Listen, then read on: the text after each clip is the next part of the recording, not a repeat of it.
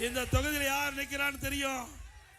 தனக்கென்று செல்வாக்கு சொல்லிக் கொண்டிருக்கிறவரை வீழ்த்துகின்ற பெண்மணி திலகபாமா. வீழ்த்துவீங்களா? எதிரி வீழ்த்துவீங்களா? அது மட்டும் இல்ல, இன்றைக்கு திராவிட முன்னேற்ற கழக ஆட்சியில் விலைவாசி உயர்ந்தாச்சு. இன்றைக்கு அரிசி விலை உயர்ந்து போச்சு, பருப்பு விலை உயர்ந்து போச்சு, எண்ணெய் விலை உயர்ந்து போச்சு. இந்த பகுதியில் இருக்கின்ற பெரம்பூர் சட்டமன்ற தொகுதியில் இருக்கின்ற மக்கள் பெரும்பாலும் சாதாரண குடும்பத்தில் இருந்த மக்கள், தொழிலாளி நிறைந்த பகுதி. இந்த தொழிலாளர்கள் இந்த விண்ணை முட்டுகின்ற அளவுக்கு உணவுப் பொருள் விலை உயர்வு அரசுல கட்டுப்படுத்தல.